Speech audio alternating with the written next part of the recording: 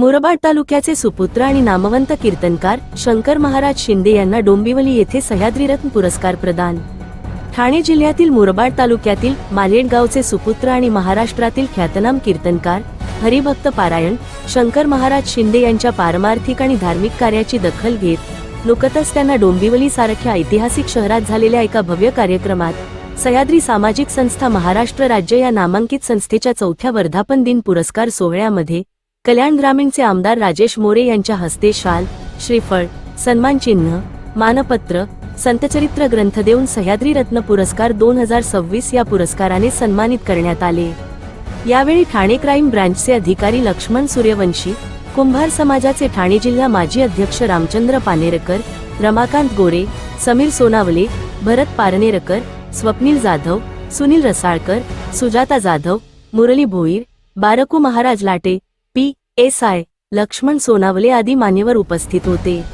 यावेळी कल्याण ग्रामीणचे आमदार राजेश मोरे यांनी शंकर महाराज शिंदे यांच्या कार्याचे अभिनंदन करून गेले अनेक वर्ष कल्याण ग्रामीण भागात त्यांचे कीर्तनाचे अनेक कार्यक्रम संपन्न होत असतात, तसेच त्यांच्याशी माझा गेली अनेक वर्षे मैत्रीचा संबंध आहे। माझ्या घरीही त्यांचे कीर्तनाचे कार्यक्रम झाले आहेत, असे त्यांनी सांगितले। या अगोदर सुद्धा कीर्तनकार शंकर महाराज शिंदे यांना विविध प्रकारचे तालुकास्तरीय, जिल्हास्तरीय, राज्यस्तरीय पुरस्कार प्राप्त झाले आहेत। कीर्तनाच्या माध्यमातून सामाजिक प्रबोधन करण्याचं काम गेली अनेक वर्ष संपूर्ण महाराष्ट्रात ते करत आहेत। हा पुरस्कार मिळाल्याबद्दल त्यांचे संपूर्ण मुरबाड तालुक्यात तसेच ठाणे जिल्ह्यात महाराष्ट्रभर अभिनंदन होत आहे। मुरबाडचे माजी आमदार गोटीराम पवार यांनीही त्यांचे अभिनंदन केले आहे।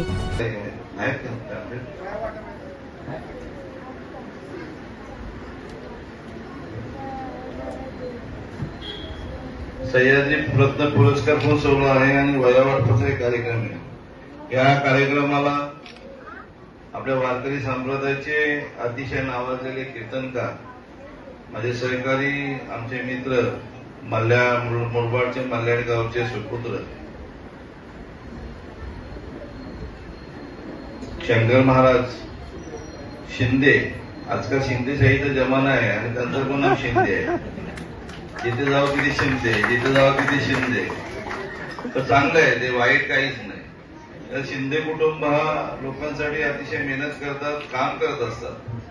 पण वारकरी संप्रदाय मध्ये पण अतिशय नावाजलेले आमचे शंकर महाराज शिंदे, कारण आपण पण अनेक वेळा त्यांचे कीर्तन ठेवलेले आहेत, आपल्या घरी पण येऊन गेलेले आहेत, दत्तनगरला पण येऊन गेलेले आहेत। आणि आमच्या कल्याण डोंबिवली महानगरपालिकेचे सन्माननीय माजी सभापती संजय पावशे साहेब आणि सर्व नावघेतले मान्यवर आणि ज्यांच्या माध्यमातून कार्यक्रम होते असे आमचे नामदेव मोरे आणि संपूर्ण सहकारी नवनाथ मोरे, तानाजी पण आहे ते, एका बाजूला नवनाथ एका बाजूला तानाजी।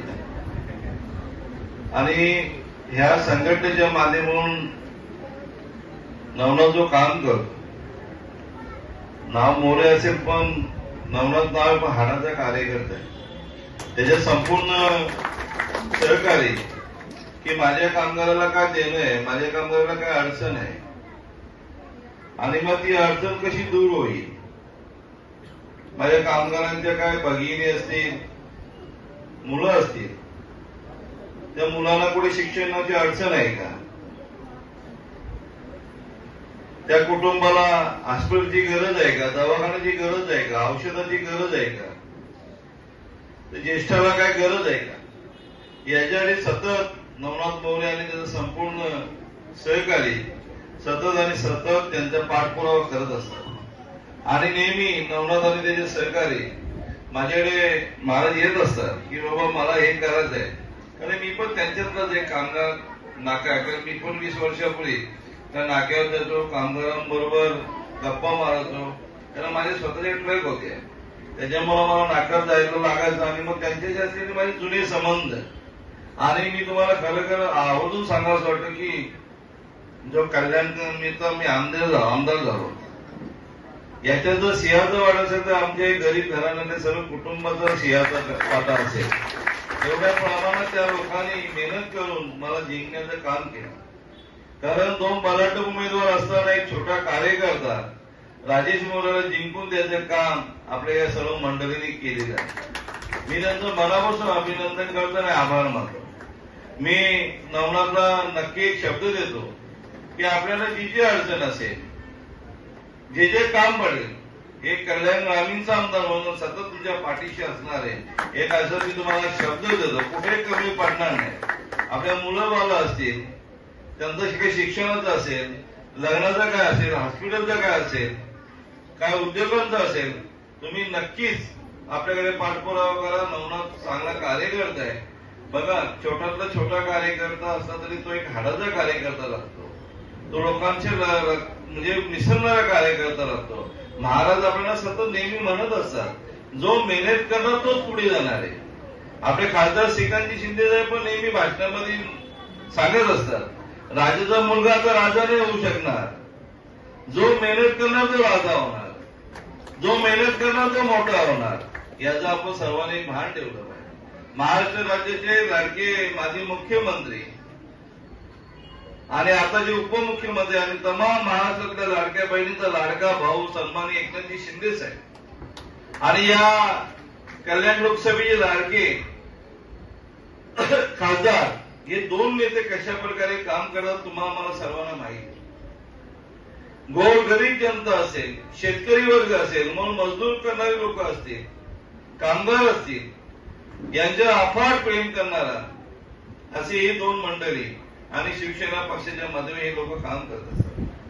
शासन आपल्या जारीच्या माध्यमातून अनेक गोरगरिबांची कामं आपले साहेबांच्या माध्यमातून झालेली आहेत. म्हणजे पहिल्या शासनाकडे जायचं लागायचं, पण शासन आपल्याकडे आला पाहिजे.